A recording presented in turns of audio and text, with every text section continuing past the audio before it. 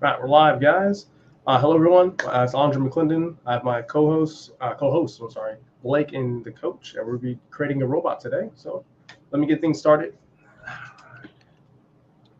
second. So I think today we're going to pick up where we left off with the Scout bot, and we already wrote the core of the program, and we were in the middle of trying to fine tune it so that it actually works the way that we want it to. Here you guys go. I'm adding it to the screen right now. And yeah, TC, if you have any input, let us know, man. Sure. I'll be programming this robot live. Here's the code, guys. So for anyone who thinks I'm not a coder for some reason, I got that in my group. I got someone telling me I don't code. Yeah. I can do this live. So can you pull up the code and walk through the gist of what each section of code does? Because it's been a few weeks since we looked at this. Oh, I'm sorry. I did a share program, not share screen. Second. I hate when I do that. StreamYard did something interesting to me the other day. In the middle of a video, the sound cut out because the screen share took over the whole screen. What? That's weird. Oh my god! Don't get so, angry. Coach, I'm going to get you up to speed on what the Scout bot does, Coach. Mm-hmm. So it uses a MACD, and we have gone in and adjusted the settings on the MACD so that it's a little bit more sensitive than a normal MACD. Okay. And so it enters a very large scalping position that immediately tries to sell after a tiny gain. How do you make it more sensitive than a normal MACD? You narrow the range or what? Yeah, so we changed the settings on the MACD to make it more sensitive. Okay. So instead of it's like 12, 26, 9 or something like that, I think we're using like 9, 18, and 7 or something like. So our MACD is more sensitive. Okay. So that means it'll produce entry signals just a little bit sooner than a normal MACD will. It really is a custom indicator. Yeah. And then I had to make Andre switch to the MACD that the rest of retail is used to using, because the one that he likes to use is I don't know how to do it. I don't know how to use it. Give me 1 second. Let me share this out. Yeah. Well, basically, when it comes to this MACD, I know you guys already know how it works, but for the audience, there's 3 levels to it. So as a programmer or someone looking at it as a data, there's this data window, and for me, I don't use half of this right here. I only use 2 parts of it. So and this is from my experience as using the MACD. My experience using MACD, I don't touch it at all. So I only use just this bar. The signal line, I kind of never use. You're saying you use the histogram, and then you also use the not the signal line, but you use the EMA. Yeah, if I use them, I mean, how do I say this? I never use the MACD. But if I'm actually forced to use the MACD, this is how I would use it. I mean, I'm not saying the MACD is a horrible indicator. It doesn't work in Forex. I understand. It works pretty well on stocks for the most part, most of the time, if you're using it right. Here's the code, how it works, guys. So just to break it down, this is the moving average. Here's our first, our indicator. Want to add it. Actually, I think a better use of it would be how it looks running. Alpha 1. What's it called? SPY? SP1? I think you named it, SPY Scout Bot. Yes. See, these are only the stocks I can trade. These stocks. Yeah, Coach, the first strategy I wanted to try out, I started explaining it to him, and he's like, I can't trade those tickers. Because I was trying to get him to write something for low liquidity markets like OTC stocks. Oh, yeah. And his brokers won't even let that happen. So we switched to this other strategy because I knew he could trade the SPY. Everyone can trade the SPY. Yeah. Here we go. Where's candlesticks? Here we go. So here's the robot and how it trades, guys. So while I have it run, I will be doing some other stuff in the background. Give me a second. Take this out. What was it here? I love having like 6 screens. So, Coach, the point of this is that 90% of the position it sells like real quick, like right away. And then the other 10%, it's going to let it ride until it receives some sort of a bearish signal or an exit signal. Okay. And That's I fine. think we got a little bit into fine tuning it. We hadn't quite gotten entries Do that you we were remember? happy with. You remember the time frame? 1 minute. Was it 1 minute. That's why it looks so funny. Yeah. So it's got 1 minute to like make a decision on a trade. No, 1 minute candlesticks. Oh, okay. The So intervals. this is going to scalp very small amounts of money, but theoretically it should have a really high win rate. Oh, Theoretically, that's I the remember. hope. I remember. A lot of this shit was taken out. Oh, this is why it is good to like. I see it. I remember. I Feels like don't remember exactly what you were in the middle of doing when we paused last time either. I just These remember are- you were these not are, happy with some of the entries. Yeah, these are a buy limit. It didn't even engage the trade yet. Okay, I understand what's happening now. Blake robot. Which one was this? That might have been the EM. We were trading off of EMAs for the first robot, I think, and then we switched to the MACD instead of an EMA crossover. And I have that. I think. Yeah, this is it. Actually, let me double check. This is what happens when you have so many other robots and you don't look at it very often. Boom. But basically, like when it comes to think shift, okay, here it is. Yeah, this is taking a bunch of trades. No, this was the robot. It was called Blake. It was just called Blake. Okay. Yeah. Actually, here, let me slow it down again. Start over again. All right, here we go. So this is how it trades on a. So this is his strategy that we were making. A scalping robot. And if I remember correctly, it currently loses money, and we were trying to set it up so that it would get better entries. Mm. And then eventually we need to fine tune it so it also has better exits. Yeah, I see error. I see the errors already. But if you look at the chart, it should be a death dive. Yep. Yeah, death dive. Yep. Not yet viable. This is actually interesting. We can modify it a little bit. So THB. So for a good example, like when you're trading, let's say you had like let's just run a little bit so I can get some data to look at. You did the SPY, right? Yeah, the SPY. Where the fuck are you at? I'm sorry. Where is it at? You can cuss all you want. I don't mind. Oh, I'm not. Cussing's good for the algorithm, right? Cussing's good for the algorithm. Yeah. So let's just do this, right? So let's add a moving average. What moving average would you like? Just for you, THP. Like a probably 30-day. 30. Exponential, simple. What would you like? Yeah, do a simple for starters. Check.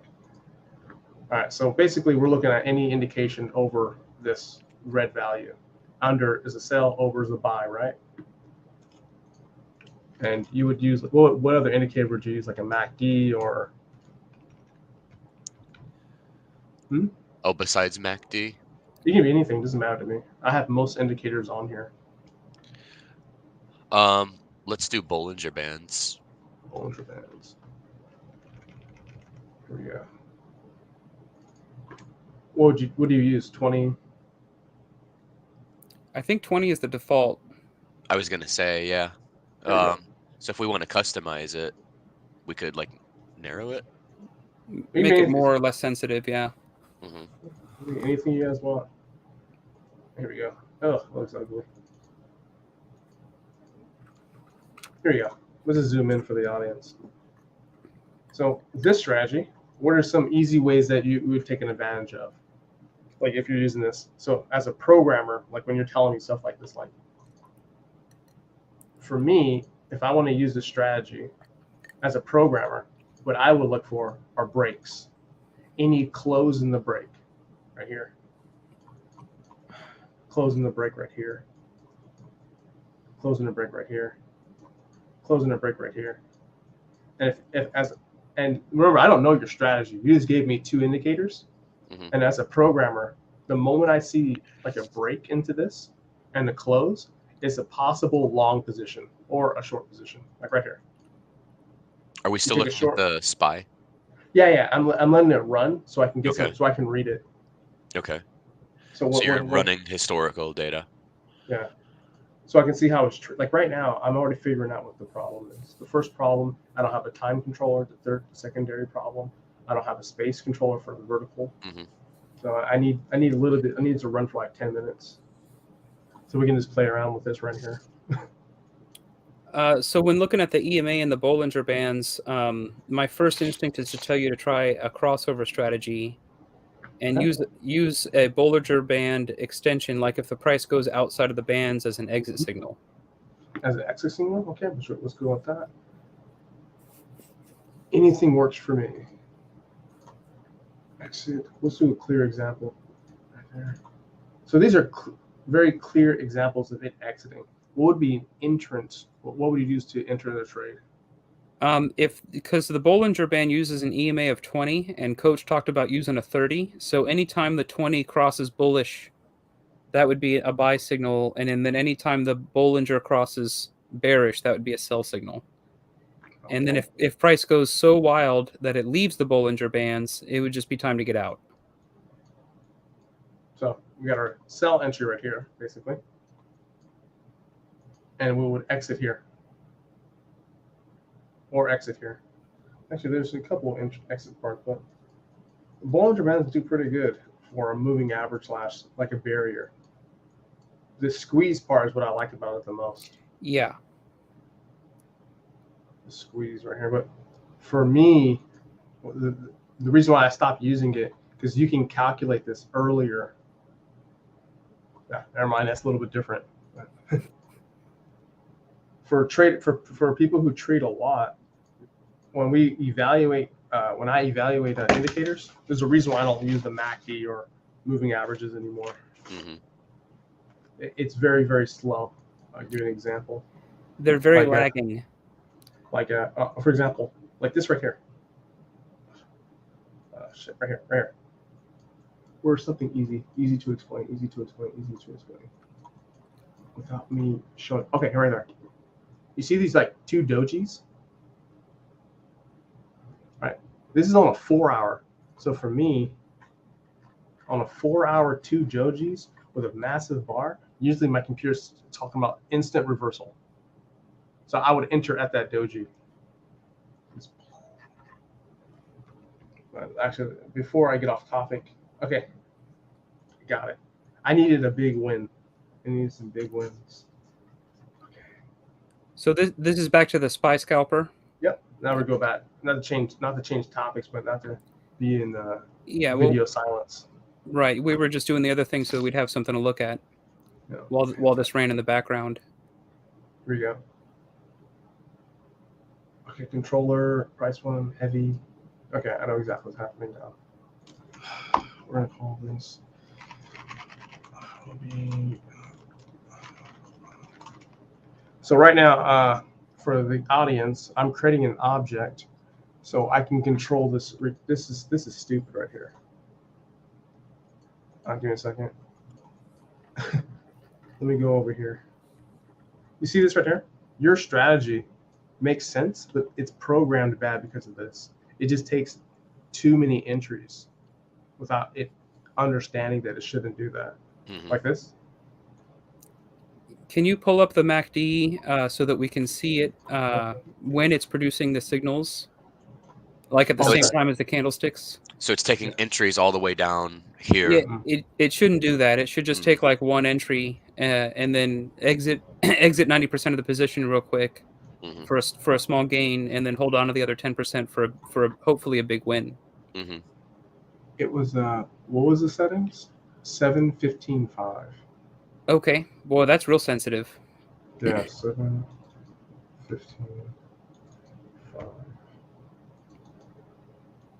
Yeah, this is the indicator that we're currently using right now. Oh.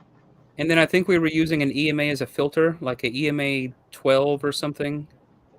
EMA 8. 8, okay. 8 on exponential. Okay, and we might need to adjust these numbers to make things more or less sensitive, so to get it to work the way that we want it to. Give me a second. The histogram can't catch up. Yeah.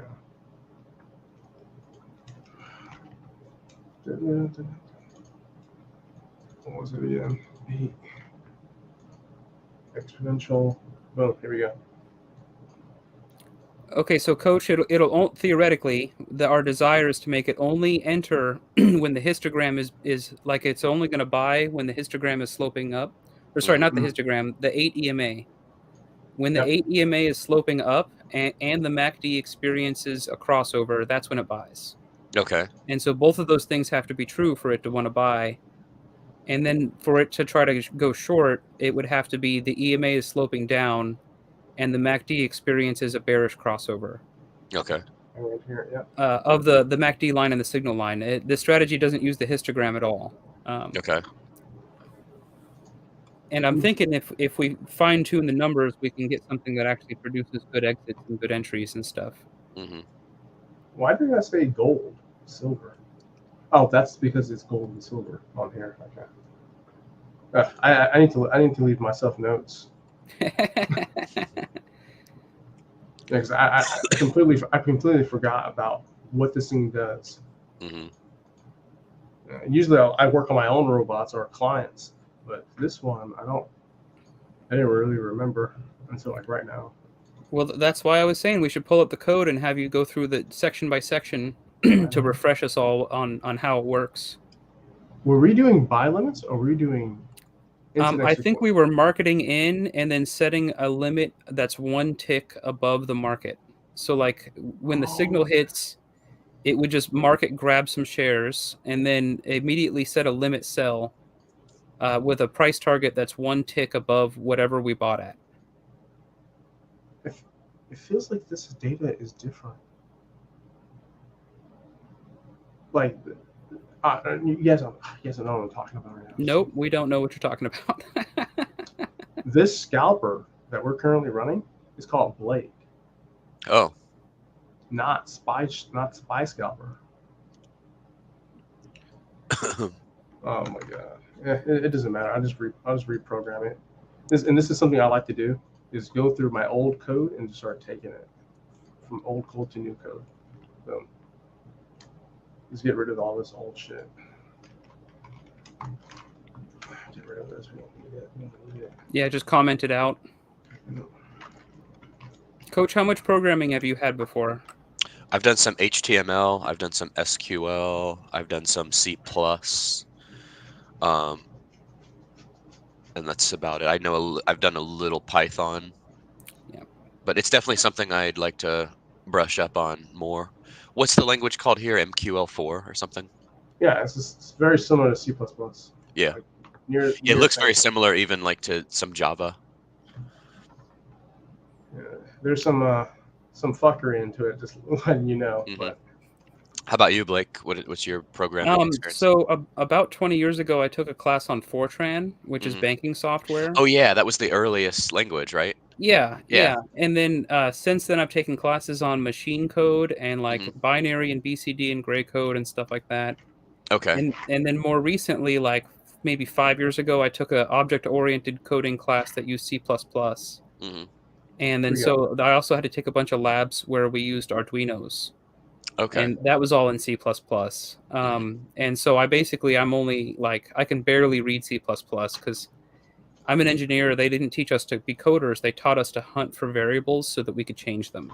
Okay. So to diagnose why something is misbehaving or what we need to change, and then we'll go in and we'll change like a 12 to a 14 or an 8 to a 6 or something like that to get it to behave the way that we want it to. So my coding grammar is really bad. So I could definitely read this syntax here and change different parameters. Like I could figure some stuff out and change, like, I mean, I see the interval 1, 2, 3. Like I could figure out what it does and change things and customize it. But as far as writing it from scratch, no. Yeah, it's it's not something I'm very good at. Not at all. Yeah. But the one programming class I had, so one of my majors was MIS, Management Info Systems, as an undergrad. And one of the class, it was called app development. The class was online, and Okay. it was too easy because the teacher put like she did like the online lecture videos, and it was basically the assignment, and the final product was in the video. All you had to do was pretty much just check it and copy. Like you Yeah. couldn't copy and paste, but you had to type it yourself. Right. It made sense, but you could like see the answer. Yeah. So Yeah. that made it too easy, I thought. For the object-oriented programming class, we had to like break a game. I can't remember the card game, but it was some card game that we had to write a program that simulated the physical card game. I want to say it was Memory. It was a game. It was the Memory of the card game. Yeah. I want to say that's what our midterm was, and then our final was I think it was Blackjack or something like that. I can't remember. It was like 5 years ago. That would be interesting one for like poker or something. Yeah, yeah. Well, Yeah. it was not how to win the game. It was just how to run the game for a player. So Okay. it was us building a video game based on a card game. All right, here we go. All right, I'm starting over basically because I'm looking at my code. I'm like, oh, God, this is so ugly. I hate when I do this shit. But basically, when I look at old code and that's my old code, I'm looking like, why am I doing it like this? Just scratch it all. But here, let's look at a buy indication. So if someone wants to look at how to buy something. So for your strategy, just to verify. All right, actually, we're on the 15-minute. Let's go to the 1 minute. Not bad. And yeah, we still need to like play around with the EMA 5 or 8 or whatever it is and make it more sensitive or less sensitive or something so that it's actually in an upslope or a downslope when the buy and sell signals come in. Okay, so the buy signal for this right here, let's say we wanted to buy in this direction. The price has to be above the ask. Above the slope, correct?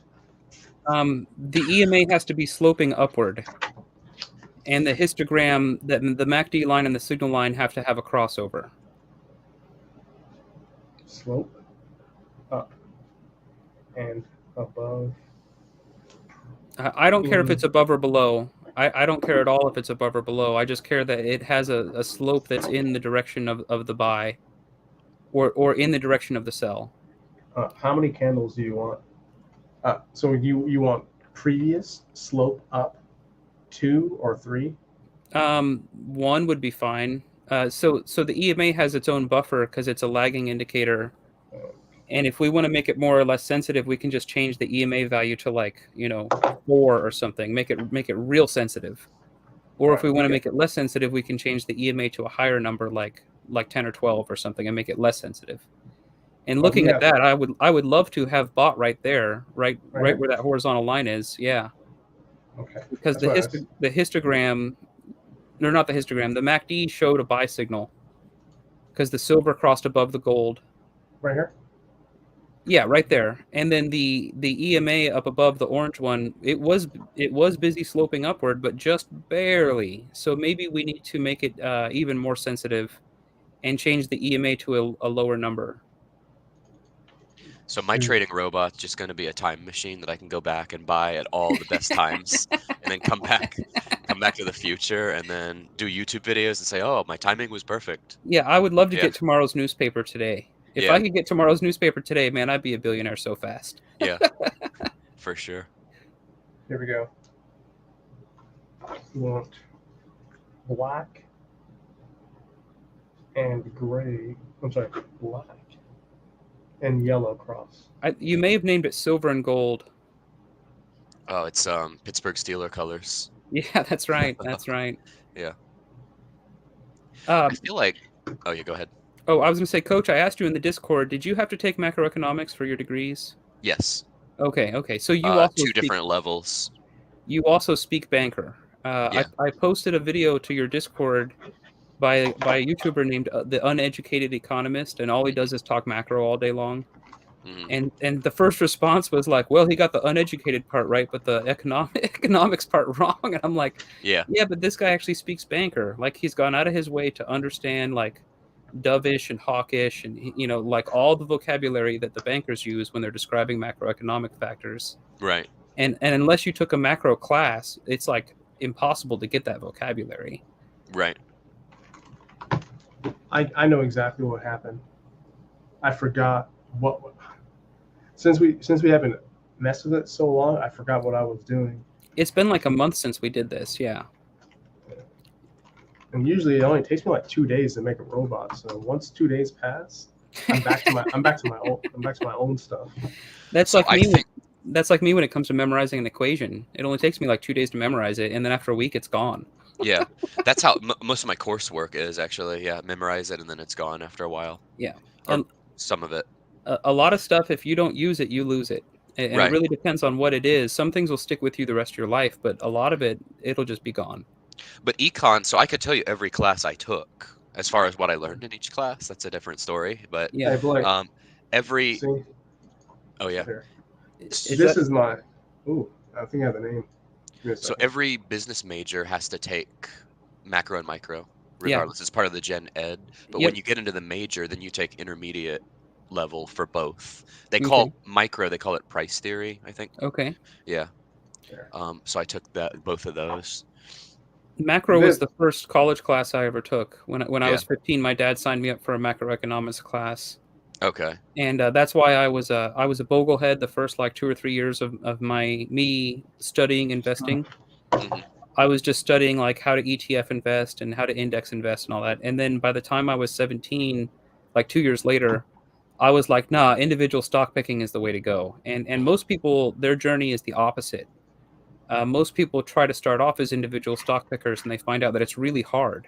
Mhm. And then they just switch to index investing after that. And I had the opposite experience where like I'm convinced I can make way more money as an individual stock picker than as an index investor.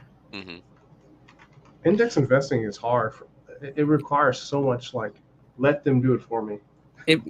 It's very difficult to be hands off, especially like with my personality type, because I'm an engineer. If it, that whole phrase like, if it works, why fix it? And I'm all like, yeah, but I could make it work better. Exactly. I feel the same way. Yeah, Give me a second. it's my personality. It won't really let me index invest. Mhm. Yeah, like a hard thing for me would be like mutuals. I couldn't do a mutual. I would actually advise you to never do a mutual fund unless it's ran by an absolute magician, like a hardcore super value investor, like Monish Pabrai. If you want to invest in a Monish Pabrai, his mutual funds, I give you the thumbs up on that. I think you guys know how I feel about mutual funds. I would not touch them unless it was like the free Fidelity ones, which I actually use. But because of the cost, a lot of them are exorbitant, and it's hidden. Oh, Like I if the looked fund into does to like you. 12%. You brought up Fidelity Zero, Yeah. like a couple months ago. I looked into Yeah. it. It does have management fees. It's not zero management fees. They're just nice and low. Right. I mean, they're not like they're probably it's like 0.01 or something. I can look it up again, but it's Yeah. not as cheap as an index fund, but it's still much cheaper than most other mutual funds. Yeah. I mean, I'm happy with them. I have 3 of them, and that account did like 30% last year. Nice. Wow. Yeah. So actually, I'm getting ready to do a video on like I have a really fancy like 401k tracker spreadsheet. You guys will be impressed. What? Um, It's not yield max? no, oh God, well, it should be like my whole 401k, like my whole net worth should be like in yield max, but it's not. So what I was gonna say to your point about index funds, I agree with what you're saying, but I protect myself from myself. So Yeah. I do a lot like all the 401k, all of the retirement accounts are in index funds, and my brokerage account I do myself. I do individual stocks and all that. Yeah. Yeah. I think over time the index funds have outperformed like what I do, but I've had a lot of big wins. Like I've had some 3, 4 baggers for sure. Some even higher. My biggest wins have actually been in Magic cards. I Yeah. play strategy games obsessively. That's Wait. one of my hobbies. And my Did you play? absolute Wait, you said magic cards? yeah, the Magic Gathering? cards. Oh yeah, Magic the Gathering. Yeah, No way. my biggest ever like multi-baggers have been in Magic cards. Are you good at like poker? I'm okay at poker. I haven't gone down the route to study all the math behind poker, but Mhm. like it's something I could become good at Hey, one day. I got Blake. killed yesterday. I lost all my chips. Oh yeah, Yeah. yeah. hmm Andre, did you play Magic? Is that why I caught your attention? Oh, Oh yeah. I'm not just a fan. I've been playing for like 17 years. I've been playing since 1994. Oh wow. So What's your deck? my favorite deck is I haven't actually played in the last like 2.5 years because I sold all my cards. I got about 10 grand for them. My favorite deck is a deck called Taking Turns. So you put it's all blue, and Yep. sometimes I would splash white, and you put in boomerangs, and then there's another boomerang that's a sorcery instead of an instant. So you run 8 boomerangs, and then turn 3 you slam down an engine that lets both player draw extra cards. So during your draw step, instead of just drawing one card, you draw two, but Okay. they also draw two. And then turn 4, you just cryptic command whatever they're doing on turn 4, and then from turn 5 on, you start taking free turns.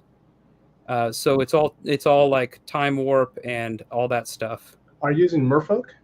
No, no, no. My win conditions are for that deck. There was a singleton Thassa. Thassa is the blue god, and so she's an enchantment most of the time until you can get her online, and then she swings in for 5. And then one of the taking turns cards will turn one of your lands into a creature. If you I get, see. and you have to get up to like 8 or 9 mana. So basically, my opponents, they're only allowed to have like 4 turns in the game, and they have to beat me in 4 turns. And turn 2 and turn 3 is usually me bouncing their lands back up into their hand. And then Ooh. turn 4, when I cryptic, I'm also usually bouncing one of their lands up into their hand. So turn 5, when I go to slip into taking free turns, they usually only have 1 or 2 mana available. And then they get to sit there and watch me play solitaire for the next 8 minutes as they never get another turn again. It's interesting because I would like to see how it does against my Goblin deck. Like It will turns probably lose to goblins. It loses to fast decks, right? fast decks. Yeah, it loses to really fast. Like Tempered Steel. Are you familiar with Tempered Yeah. Steel? Mhm. Yeah, it has like a 90% loss rate against Tempered Steel. Like But it crushes control in mid-range decks. They have like no hope. They don't have any chance. like the one deck that I absolutely hate fighting is like white passive decks. All they do is heal, protect, life gain, life gain. I'm like, oh my god, Yep. I hit you for 20, and you just pacifism. Yeah. Walk all day. Like, Yeah. Yep. Yeah, the blue deck would often, that taking turns deck, I had 11 duels that would splash white so that my entire sideboard was white. My main board was blue and my sideboard was white, just for all the different hate that white could show up with. But I do like them in group games. Oh my gosh. I take it Coach has never played Magic because he hasn't piped in. No, I've played other card games, but do they have Untempered Steel? Untempered Steel? Yeah. Have we played poker? I like to see. Maybe I think it'd probably be a good match between you and me. What about me? Oh, Really not. poker. I play Yeah. poker. I used to play poker a lot in the Air Force, like Yeah. once a week, once every Friday. No, the group I played with yesterday was really good. It was the two card version. All right, I fixed it, guys. I fixed a robot. Give me a second. A lot of it is luck, though. Yeah. I'm trying to find the name of the card that it was like a it was like 140 bagger for me. Trading these cards. Yeah, Wow. I was buying them because it was an arbitrage opportunity. So there's a card called Manamorphose. Mhm. It costs 2 mana to cast it, and you get to draw a card, and then you get to put 2 mana back in your pool. So it essentially lets you run a 56 card deck instead of a 60 card deck. And so it makes you draw all the rest of your cards more frequently. And I bought an artifact that had the same sort of effect because I was thinking that eventually the rest of the world would recognize that the artifact was just as good as Manamorphose. So I bought a bunch of them. And then maybe 3 years after that, a major deck started using the artifact, and I was buying them around 25 to 35 cents a piece, Mhm. and it spiked up above $78. Oh wow. And so this thing was like 140 bagger for me, something like that. And Awesome. some of them I bought around 50 cents. Interesting. I played Mishra's Bauble. It's called Mishra's Bauble. I was buying them for like anywhere between 25 and 50 cents a piece. I think my average cost basis was about 35 cents, and Manamorphose was a $10 card. So I kept buying them thinking, hey, this thing is going to $10. These are eventually going to like $10. And 3 years later, they were trading at 78. So I sold a bunch. So I'll throw some macroeconomic theory out at you. Something I disagree with. So the idea of perfectly efficient markets. They're not efficient. Yeah. You were talking about arbitrage opportunity, which they say doesn't exist in perfectly efficient markets, but Yeah. ours are not. Like there's definitely, I don't know if I would define it as arbitrage, but there are definitely always opportunities. Yeah. The markets are only efficient over really long time frames. Mhm. And that's I'm sticking to that. I've had that theory, that I've had that stance for like 20 years now. Markets are not efficient. They're auction driven. Because they're auction driven, opportunities show up. And then it all has to do with mass psychology and how Option people driven, you were saying? auction. Auction. The Oh, that's auction auction. process. Okay. Yeah, they're all driven by the auction process. Mhm. And so price is allowed to go way above and way below what it should be trading at. Mhm. And then so if you can recognize the opportunity between where it is trading now and where it should be trading, you can buy hoping that there'll be a time arbitrage between the today's price and then the future price. Uh-huh. Oh my god, this is difficult to do. Yeah, a few weeks ago you were like, "What have been your biggest successes with investing?" And I'm like, "Man, I should probably explain to him that my biggest baggers have all come from Magic cards." Yeah. Now, That's funny. I went to a Magic tournament and I played the. So basically, during the tournament, anyone can challenge the store owner. Okay. The store owner has these infinity cards. They're like, give me a second. Each card's like $17,000. She has 4 of them in her deck. Wow. Basically, it's a land card that produces 3 lands. Oh. For zero. Yeah. Okay. One of those old legendary cards. Like I have some cards that are on the reserve list right over here, I think. It's a mythic card. But and she's saying if anyone can beat her, she killed people. I think like turn 0. She had like 6 mana. Yep. Turn 0, and I'm like. Yep. Yeah, I've had friends that play Vintage. It's the scariest format. There's only 3 decks in Vintage because it's a solved format. So I don't remember the details on the decks, but most of them win on turn 1. Fucking instant. I told her it's cheating. You can't. I mean, it's not cheating. It's just no one can afford these cards because they don't make these cards anymore. Yeah. Mhm. Oh my gosh. But I'll say when I was in the military, that's one thing I liked about playing poker. I think everybody plays poker in the military. Yeah. I mean, you're bullshitting for like 8 hours a day, so you need something to do. So how's the programming coming along, Andre? What are you working on right now? Right now, I'm thinking about punching the computer, but basically, what I'm doing right now is getting the gold over the silver, silver over the gold, to enter in a trade. Once it does that, I will recreate it and do that, and then we can do our other video. Okay, it works. Yeah, Coach, I was repeatedly told that markets are efficient, and I sure did piss off some professors trying to point out to them that they're not efficient, and there are thousands of examples of how they're not efficient. Uh-huh. And I was like, can you produce even one example of markets actually being efficient? Right. Just once. Right. I mean, I can. Did they try to? Yeah, some of them cited studies, and they're like, well, you have to look at it all in aggregate. And I'm like, I am looking at it in aggregate. Oh, I was going to bring up aggregate. That was one of my favorite macro concepts. Yeah. Yeah. Well, if you look at everything in aggregate, you end up ignoring outliers. And I'm all like, yeah, but it's the outliers that I'm talking about. That's where you make money, is from an outlier. Yeah, the aggregate is more like a perfect concept. It's not like reality. Yeah. Yeah. I mean, reality would tell you that the markets are all manipulated. Right. Yeah. I think we all agree on that, Andre. Mm-hmm.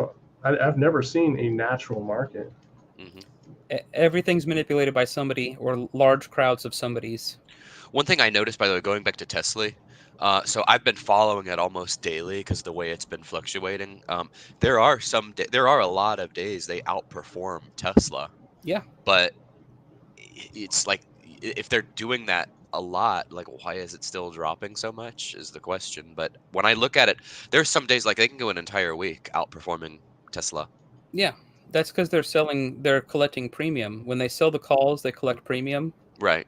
So the nav on Tesla will go up faster than the Mhm. than the nav than the actual value of the underlying.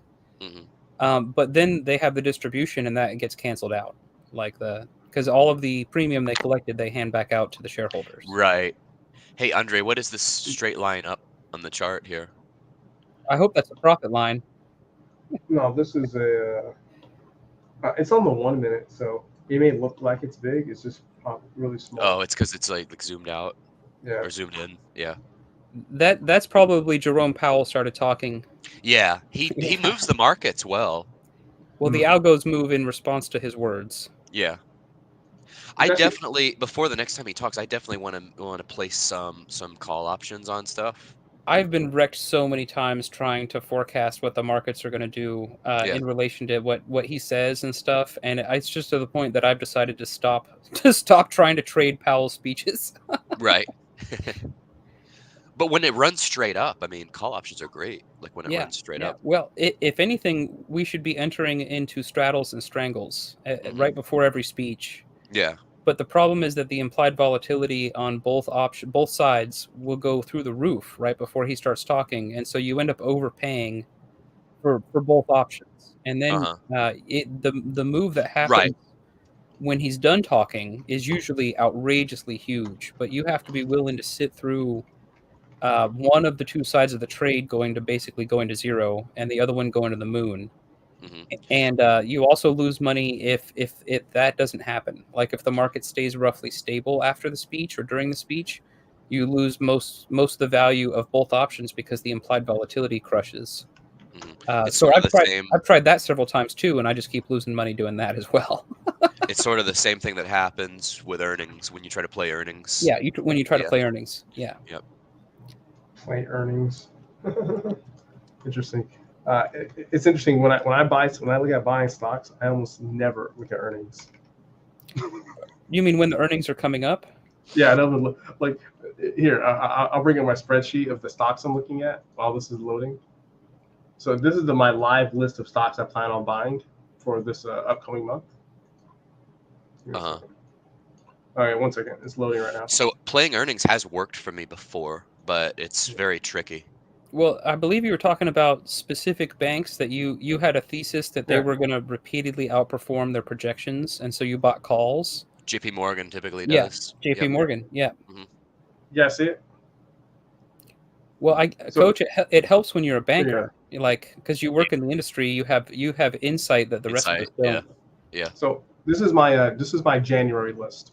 Mm-hmm. I have about 200 stocks to go through. So each month I go through about 600 stocks every single month, and I filter through. And basically, these are all dividend-producing oil-based companies. Oh yeah, you were talking about Yeah, I literally go through hundreds each month, and I'll buy X amount, and I'll go through and evaluate why each stock is good or bad. Like this one, check it as a good capital gain. And usually, if you look at my notes for previous years or previous months, I usually never look at earnings dates, ever. Like my main thing is, do they pay dividends? And if it's there, like my main first yields. So that's why when I start breaking down stocks, it's interesting. That's why I like listening to you guys. You guys look at stocks very differently than I do. Oh yeah. At some point, we're going to have to start doing videos where all three of us talk about Tesla for an hour and our opinions on it, and then same with the rest of the Magnificent Seven and stuff. The Magnificent Seven? What is that? Which they have not been so magnificent lately. Yeah, well, they're all overvalued. Yeah. I can't find one that's trading anywhere near its fair value. It's like all the tech stocks. Yeah. It's like Amazon, Google, Tesla. I think maybe Netflix is in there or something. You can just type into Google and ask Google which tickers are the Magnificent Seven. It'll tell you Darn, I was going which to seven try to companies it pass is. it off like I knew it. Darn it. I don't know it off the top of my head. It's Apple, Alphabet, Microsoft, Amazon, Meta, Tesla, and NVIDIA. And Nvidia. Okay. Yeah, yeah. All of those companies all have direct relation to the government. Yeah. Of course. Well, NVIDIA, so when they passed that CHIPS Act in 2022, I was all about, and I did the call options too. You guys know that's the infamous $100,000 profit that I missed Yep. by not Mhm. holding. Yeah. I don't know why you didn't hold. I don't know either. Well, I think I- you should have rolled. I think you should have taken your Yeah. profit off the table and then immediately entered a new call position. I overthink stuff. That's like my Achilles heel. I overthink stuff. Like my instincts are pretty good, but I will talk myself out of a higher gain. I a do lot the of same times. thing. It's a part of psychology. Yeah. But the other thing too, so what I'll do a lot, like when I make a mistake like that, I'll try the same thing again, and then I'll stay in and just lose everything. Yeah. Yeah. That happens to me a lot. Yeah. Oh, I found out. There is an error. I mean, that was actually one of the biggest gains of my year, just in that account. Because when he talked NVIDIA. about that, I yeah, told when you he about talked NVIDIA. Yeah. I was like, oh, let me check it out. Oh, Yeah. yeah, I'm going to buy this right now. hmm Andre, do you have long-term investments or do you just trade a lot? Long term in what?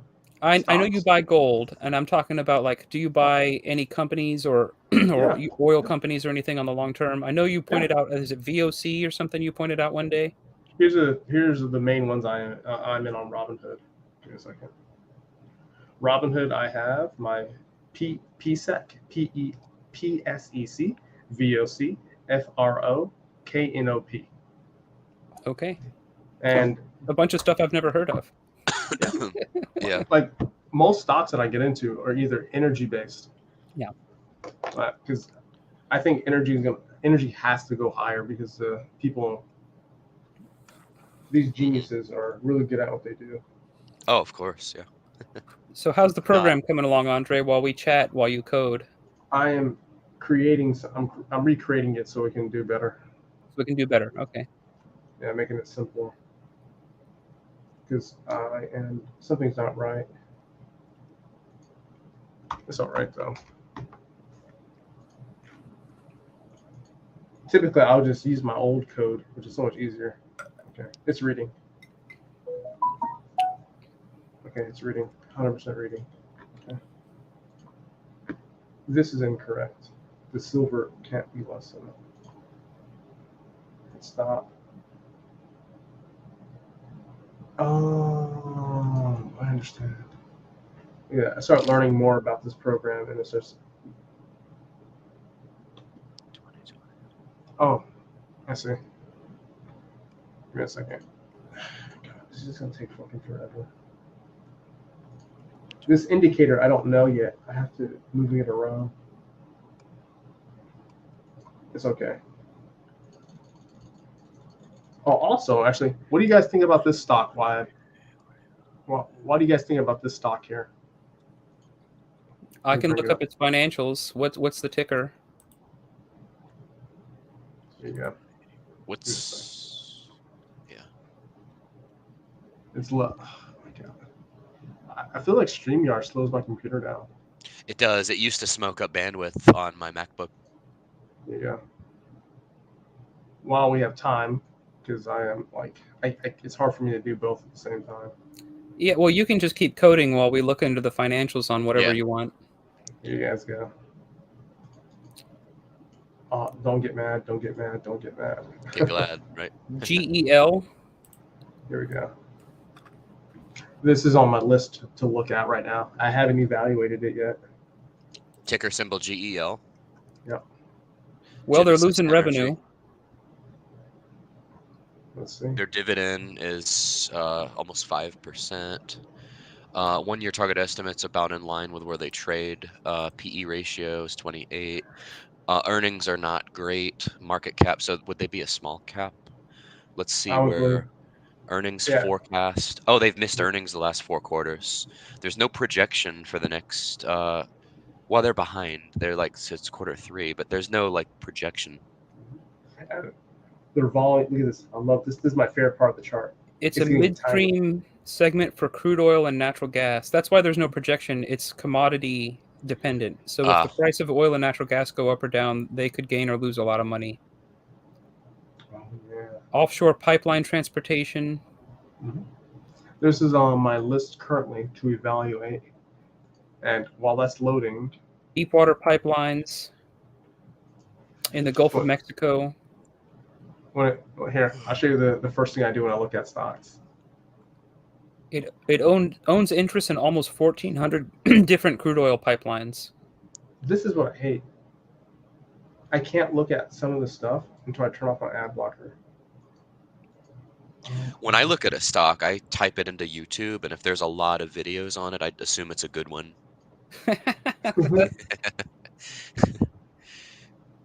Oh, investing.com.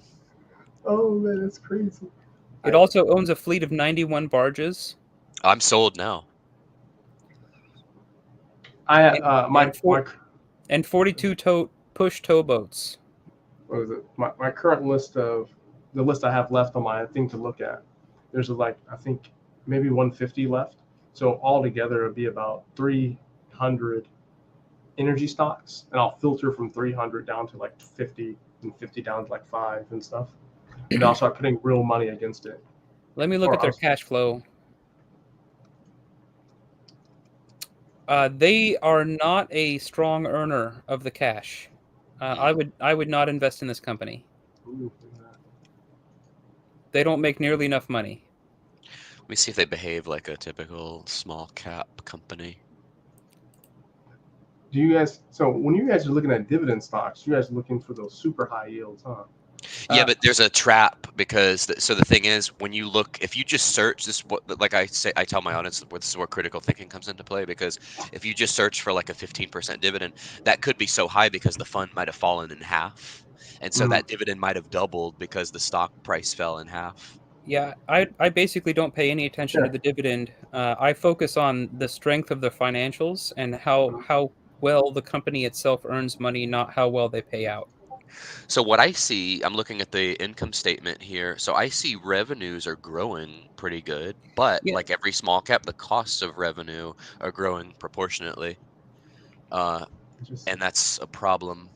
They're losing. So I see net interest income. They're losing more each year. Are you looking at them on an annual basis or a quarterly basis? Annual with the last 3 years and then trailing 12 months. We have another one right here. So from what I'm seeing, yeah, they're losing. So net interest income is lower each year. Let's look at the underlying. The last 2 or 3 quarters have been pretty strong. Yeah. Their normalized EBITDA looks positive. Yeah, their EBITDA is okay. Yeah. Look at their levered free cash flow. It is not attractive. Yeah, I'm gonna go to that next. That's really the bottom line, so to speak. Yeah, that's it's a very important metric to look at. Yeah, it was only positive in 2021, in 2020, but then 2022 it's been down. Trailing 12 months is down also.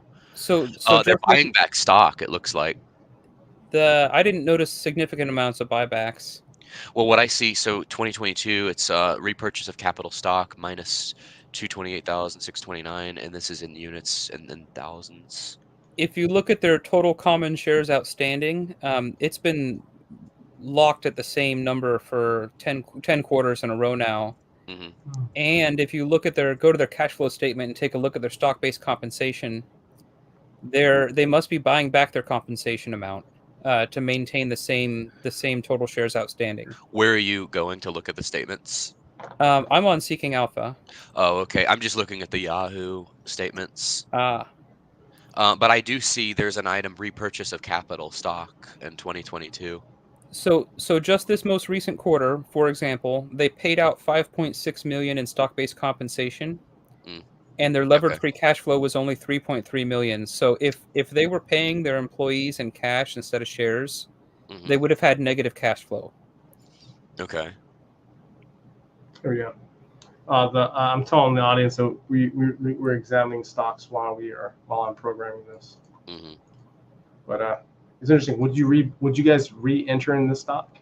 I would not buy this company. No. NRP? No, that's a different one. Oh, Let me look at NRP. That company my computer said no to instantly. This is red flag. instantly.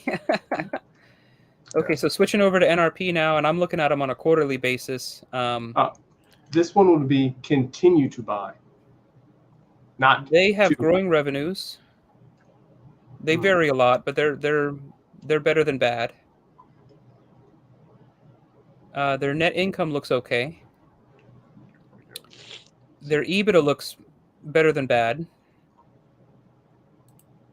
We check out their cash flow. A couple of quick metrics I see. The PE is much lower than the last one. It's 8. Earnings per share is higher than the last one. The dividend's lower. It's like 3%. Their free cash flow is not horrible. Let me take a look at what their float's been doing, if they're diluting or if they're buying stuff back or whatever. So putting on a different hat here, not looking at fundamentals, just looking at the behavior of the stock. If it could get back to where it was like 12 years ago, this used to be like a $350 stock. If this could get back to that, it would be a huge gain. But you see the price of oil then versus now. Yeah, but see, here's the thing though. Back then, crude oil was at like 120 per barrel. We had that huge run up in like 2011 when we had like the Arab Spring. Yeah. Over really long time frames, oil is projected to become cheaper and cheaper over the next 20 or 30 years. Yeah.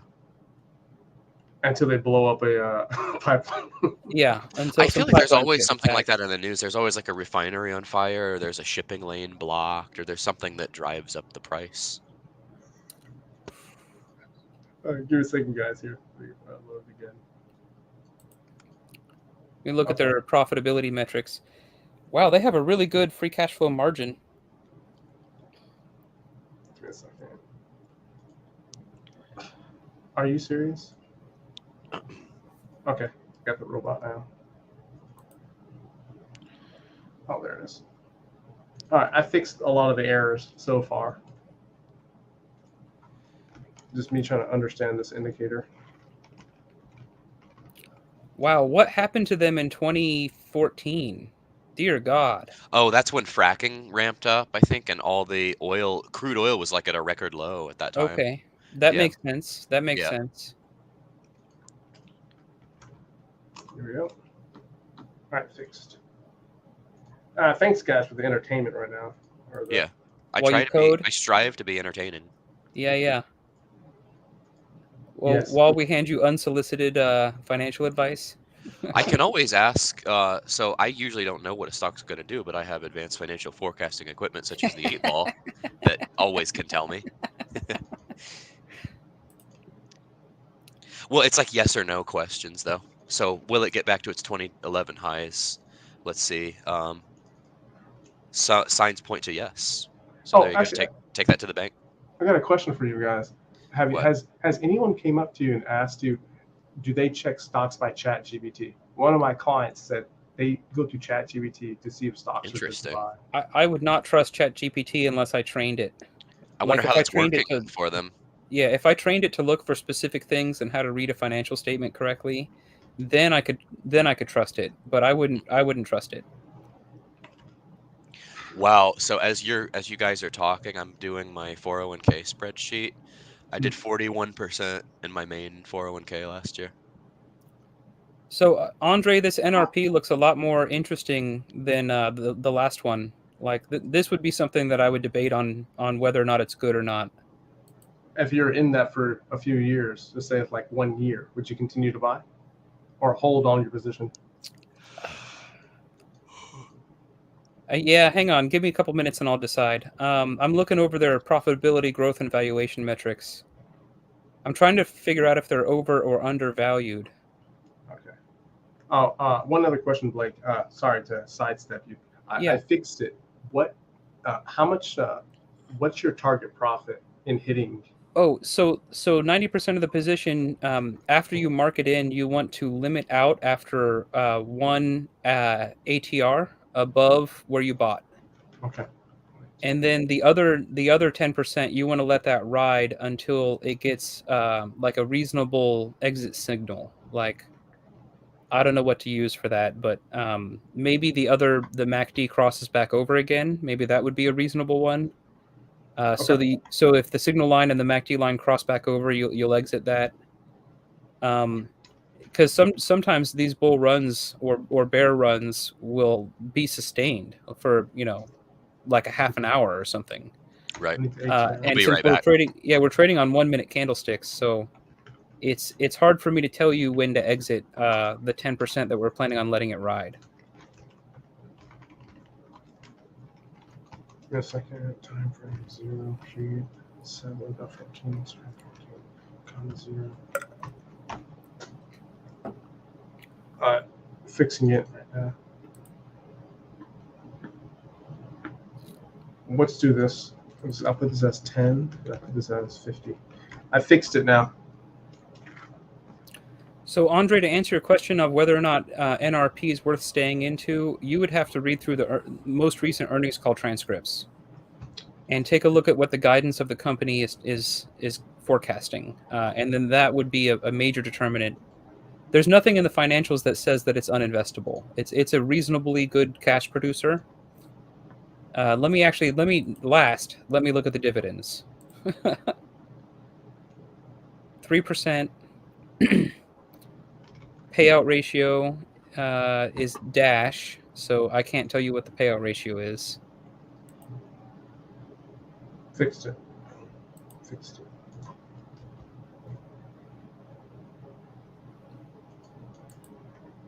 Okay. Let me look at the dividend history. Oh, yikes. They were paying really well, like in 2014, before the crash. 6. And now they only pay 75 cents a share. They pay quarterly, so that's reasonable. I'm having questions trying to figure out why it's gone up so hard in the last 8 months or whatever. It's the same reason why almost every oil stock that I'm in has gone up near double. And you're asking whether or not you should stay in it. I mean, I already know what I'm doing. For me, Yeah. there's no way in hell I would exit right now. But okay. But it's interesting. Like I would, in my assessment, it asks, should I do a repurchase at the current price? And most likely, I'm going to sustain from it. It's just too high. Yeah, I wouldn't buy more. It's gone up quite a lot in the last 6 or 8 months or whatever. Because I buy stocks when it comes to like non-leveraged stuff, mainly in Webull and also in Robinhood. Well, you just named 2 brokers I refuse to use. Yeah, I know, right? We'll talk about that when we sit down to try to record the video on brokerages. Can I just use your platform without going through this crap? Without signing up? I really don't like doing this. Like, I don't want to pay money for something that should be free. Yeah. Just give me a bunch of ads.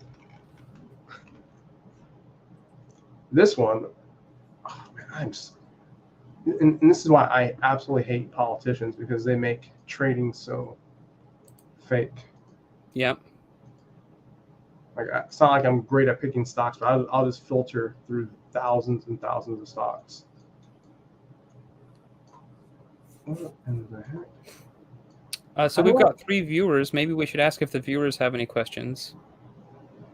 If you guys have any questions at all about programming, that thing's gonna take forever. All right, here we go. Is there any way I can just look at that? There we go. Here we go. And this is the oil stock I was talking about earlier. Why I stopped entering. VLCs, this is where I bought. I actually have live video of me buying it, but then I stopped here. Let's let it run. And it's going to keep running. Or it's going to take me out. Let's see. Yeah. But energy, like this shit, it's interesting. Like when I look at the previous news that was generating around this time, why people were buying it here, I had no idea why people bought here. A lot of people buy for really silly reasons. Like for me, something has to be attractive and on sale. Like it has to be trading well below its intrinsic value. We got a comment. Any questions on Forex or programming? Right now, I'm programming the robot at the same time. And then once we get on our next video, I'm going to finish it so I know what I'm at and put some notes in here. Because the last video, I didn't put any notes, so I'm not aware of what I did. Like right now, this enters perfectly. Watch, Control 7. Okay, wrong. It's actually funny. As I program, I sometimes confuse myself with other languages. Mm-hmm. Here. This is one of the reasons I don't want to learn Python, is because it'll screw up the little bit of C++ that I already know. Yeah, ThinkShift is actually doing the same thing. I get confused when coming to the long-term positions. I start thinking like, why the fuck I can't do it backwards? It's such a pain in the ass sometimes. I can see how people speak like multiple languages. We are just enjoying your take on Andre stocks, but I'm curious on trading robot. Oh, for my audience, my bad. Yeah, your audience is here to learn how to program, and we're over here talking about magic cards and how to invest. For the guys who's watching right now, if you guys look at it, this is the indicator.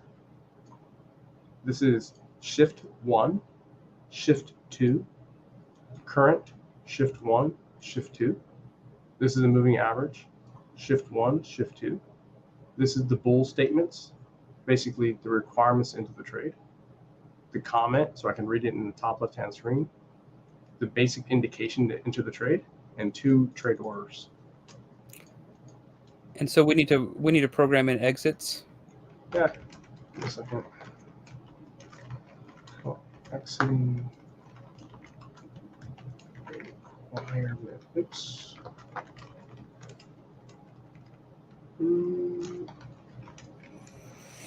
Exiting requirements, it was true. Oops. And also, I'm programming it in a way that any common person would be able to read this. So typically, I would put these as functions. This would be a function, this would be a function. And a function basically would make this code look like... It'd be a lot shorter. It would be like this. Just say cookie as a word. It'd just be this. It'd just be one word. And you have pre-programmed what cookie means. Yeah. Yeah, so you're going to like call up the function by name. Mm-hmm. It's easier for me to look at it, so I'll be like, okay, and then I'll just scroll down. Oh, okay, yeah. The ATR, I haven't used it yet because I need to program the exit requirements, and then once I do that, I'll make this into a buy limit instead of a current buy order. So if you guys look at the screen right here, right now I'm using option 1. I'm supposed to be using option 2. Yeah, the goal is to do a market buy at the ask, and then immediately set a limit sell 1 ATR above that. And then we put that in there next. Yeah. For the 90% of the position. This would be let's do marker equals 1. If marker. And this right here is a very simple thing, like for the order sell. So all we have to do is, I hate this so much sometimes. OP sell. So since he stated that we need an active order, I'm going to put this sell order in here a little bit later.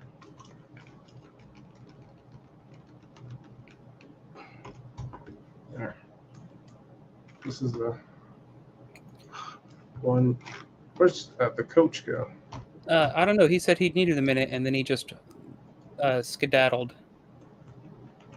at some point here, we're gonna want to take a break so that I can eat lunch, and then we can record record an episode for the podcast or whatever. Yeah, we can do that later. Do this video later. Sanali, I think you're in my group already. Yeah. If you're in the Telegram, just hit me up, and we can talk about the rest of the code. I'll just send it to you. I think that my group is a bunch of code junkies. Yeah. Well, that's who your audience is programmers and people trying to learn how to code better. Yeah, they do some silly, no, not silly, interesting things. Oh my god! A lot of them send me their code so I can look through it, and I'm looking through it, and I'm like, man, you really want to burn your account.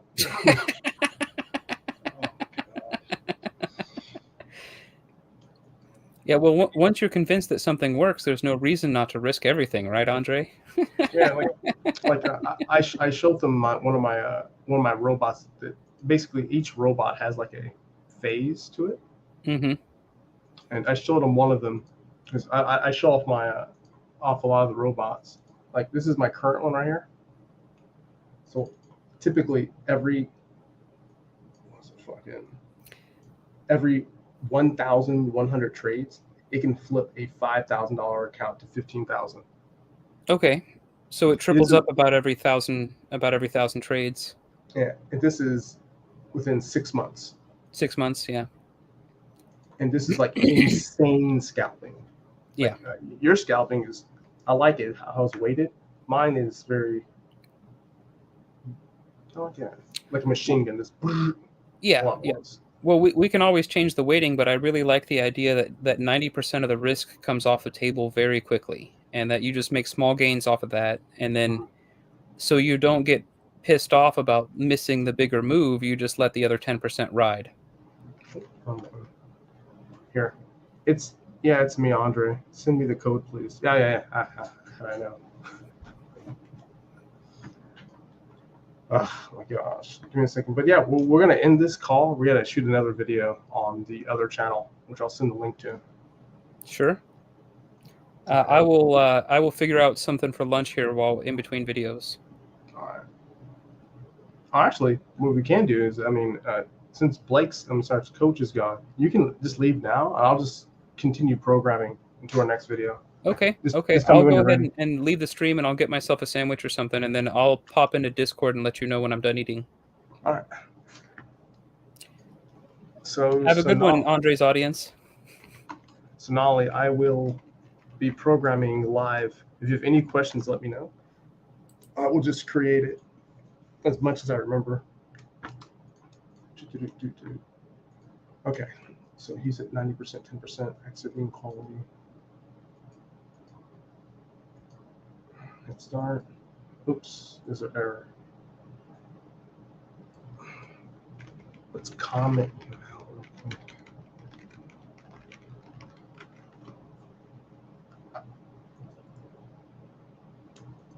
Yeah, this code to this robot is you need the indicator. I think the indicator is on. What's it called? Fuck it. I'll just post it into the Telegram group.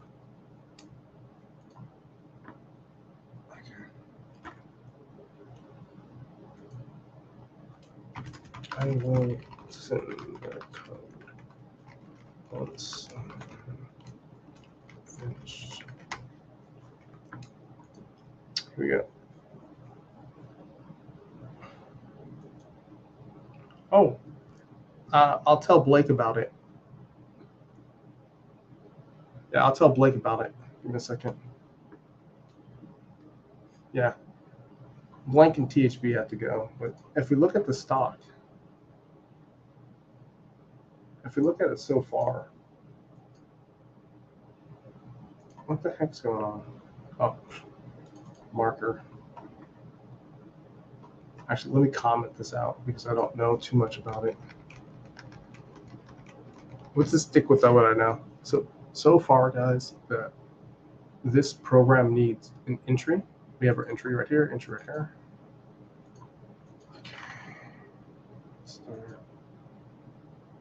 Really? Marker. Oh, here we go. If you watch, there, we have no stop loss. We have $50 for the target profit. We want to hit stop. Go back over here. Zoom in. Our exit will be, let's see, here. So I'm trying to create an exit requirement. Okay. Give me a second. Go back. This is the previous robot. Okay. Hey, did he drop? Yeah. You have to go get a food. Okay. Yeah, I have to eat too, actually. Okay. Oh, we can cancel the stream so we can do the trading group. But, Okay. One of them, actually, my group. If you see the chat, they're talking to us. They actually checked out Blake's stock trading video. Oh, okay. So my group and his group is overlapping now. Oh, not mine though. To be honest with you, like if you went to our Telegram, I don't think we've ever talked about dividends. Really? Like, I mean, even with my own group, like dividends just don't come up. Interesting.